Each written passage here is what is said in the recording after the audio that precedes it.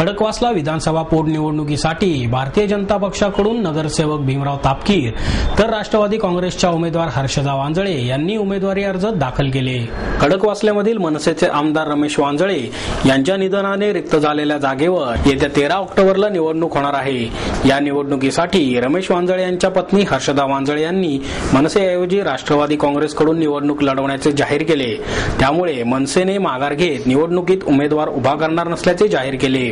त्यामुळे राष्ट्रवादी काँग्रेसच्या खडकवासला विधानसभा मतदारसंघाच्या उमेदवार हर्षदा वांजळे यांनी सकाळी 11 वाजता उमेदवारी अर्ज जिल्हाधिकारी कार्यालयातील हवेली प्रांत कार्यालयात दाखल केला। त्यावेळी खासदार सुप्रिया सुळे, महापौर मोहनसिंग राजपाल तसेच राष्ट्रवादी काँग्रेस आणि काँग्रेसचे पदाधिकारी उपस्थित होते। एकही मुद्दा असा नाही की त्या मुद्द्यावरनं मी जनतेशी सामोरी जाईन, कारण जनता पूर्णपणे माझ्या पाठीमागे आहे। कारण जनता काय म्हणते की बहिणी तुम्ही जिथं असता त्या ठिकाणी आम्ही तुमच्या पाठीमागे आहे आणि जे काही माझ्या जवळचे कार्यकर्ते लोक आहेत त्यांना मी विचारात घेऊनच मी हे सगळं केलेलं आहे। राष्ट्रवादीचे सगळे नेते नेहमीच एकत्रपणे पक्षाचं काम करत असतात आणि मला खात्री आहे की ह्याही इलेक्शनमध्ये राष्ट्रवादी पक्षाचं मतनमत आणि सगळे सहकारी कार्यकर्ते नेते एकत्रपणे ताईंना मोठ्या संख्येने मतदान करून नक्कीच निवडून आणतील। खरं तर रमेश भाऊही जेव्हा होते तेव्हाही कुठल्याही या विकास कामात मला कधीही, जरी ते वेगळ्या पक्षाचे असले तरी कधीही अडथळा आला नाही आणि मला खात्री आहे की एक कुटुंबासारखं आम्ही बारामती लोकसभा मतदारसंघात सगळेच आमदार आणि मी काम करतो। त्याच्यामुळे ताईंमुळे तर खरं एक महिला या ग्रुपमध्ये आणखीन एक वाढते याचा मला खरंच आनंद आहे आणि मला खात्री आहे की रमेश भाऊंच्याच पायावर पाय ठेवून ताई त्याच रीतीने ह्या भागाचा विकास करण्यासाठी खूप कष्ट घेते। तर प्रत्येक जणाला काय लिहायचं हा अधिकार त्यांचा आहे आणि तुम्ही काही म्हणला तरी तुम्ही बघता नेहमी की हत्ती जेव्हा चालतो आजूबाजूला काय होतं आपल्याला सगळ्यांनाच माहिती आहे। तर भाजपचे नगरसेवक भीमराव तापकीर यांनी दुपारी अर्ज दाखल केला। त्यावेळी शिवसेना आणि भाजपचे पदाधिकारी उपस्थित होते। यावेळी अर्ज भरताना जोरदार शक्ती प्रदर्शने करण्यात आली। काँग्रेसकडून श्रीरंग चव्हाण यांनी अर्ज दाखल केला तर आमदार शरद ढमाले यांनी माघार घेतली। भाजपचे प्रदेश अध्यक्ष सुधीर मुनगंटीवार यांनी मुंबईमध्ये तापकीर यांच्या उमेदवारीची घोषणा केली। भीमराव तापकीर हे भाजपचे नगरसेवक असून सलग 2 वेळा ते धनकवडी येथून महापालिकेवर निवडून गेले आहेत। विधानसभा निवडणुकीसाठी राजकीय पक्षाने प्रथमच या परिसरातील उमेदवाराला संधी दिल्याचा फायदा निश्चितच तापकीर यांना होणार आहे। तसेच सिंहगड रस्ता परिसरात भाजप शिवसेनेचे हक्काचे मतदार आहेत। त्यातच भाजप आणि मनसेची पडद्याआडची युती जगजाहीर असल्याने त्याचाही फायदा भाजपला होण्याची शक्यता आहे। खरं पाहिलं तर ही जी निवडणूक आहे ही आम्ही भारतीय जनता पार्टी, शिवसेना व आरपीआय हे सर्व मिळून आम्ही विकासाच्या मुद्द्यावर ही निवडणूक आम्ही लढणार आहोत आणि सहानुभूतीच्या बाबतीत जर विचार केला तर त्या जर नवनिर्माण सेनेच्या जर त्या उमेदवार असत्या जे आमचे खडकवासल्याचे आमदार कैलासवासी रमेश भाऊ वांजळे यांच्या पत्नी ज्या आहेत त्या जर मनसेकडून लढल्या असत्या तर त्यांना थोड्या प्रमाणात चांगल्या प्रमाणात सहानुभूती मिळाली असती, परंतु त्यांनी तो पक्ष सोडला त्यामुळे त्यांना सहानुभूती ही मला वाटत नाही की जेवढी पाहिजे तेवढी मिळणार नाही। असं आहे, ही निवडणूक आम्ही जिंकण्यासाठीच लढतोय। ज्या तऱ्हेने कुरघोडीचं राजकारण राष्ट्रवादीचं चालू असतं पुण्याला ते बिलकुल नापसंत आहे।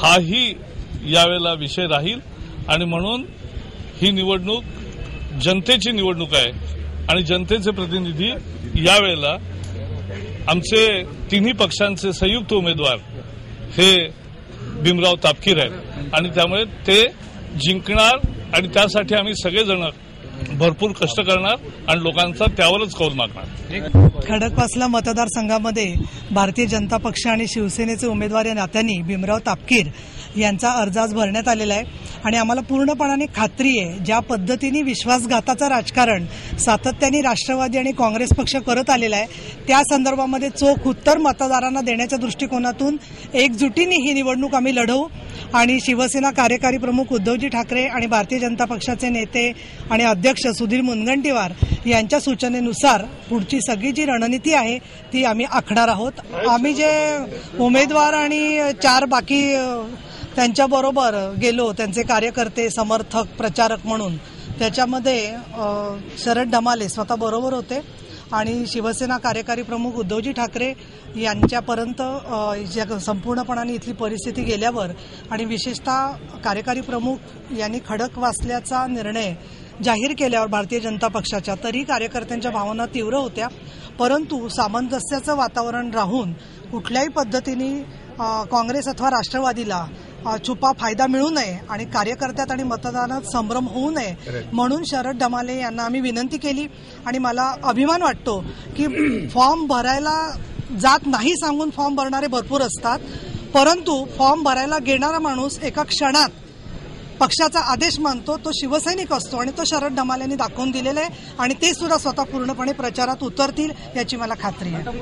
मी अर्ज घेण्यापाठीमागचं एकमेव कारण, मी पूर्वी 2004 ते 2009 पर्यंत मुळशी हवेली विधानसभा मतदारसंघ असताना त्या भागाचा आमदार होतो आणि पर्यायाने मला माझा मुळशी तालुका हा भोरला जो जोडला म्हणजे पुनर्रचनेमध्ये मतदारसंघाच्या, आणि ती पुनर्रचना जी केली खऱ्या अर्थानं ती फार चुकीची केली. म्हणजे पुस्तकी ज्ञान आणि प्रॅक्टिकली ज्ञान त्याच्यासाठी मी त्यावेळेला ऑब्जेक्शन घेतलं होतं, परंतु त्यावेळेच्या इतर राजकीय पक्षांनी, मग राष्ट्रवादी असेल, काँग्रेस असेल किंवा बाकीचे जे काही पक्ष आहेत आणि ते सारखे इकडचे तिकडे उड्या मारणार आहेत त्यांचे लीडर, आणि ते सगळे पुढे आले नाही तिथं आयोगाच्या समोर, आणि मी एकट्याने त्या ठिकाणी ऑब्जेक्शन घेतलं पण ते आयोगाने मान्य केलं नाही.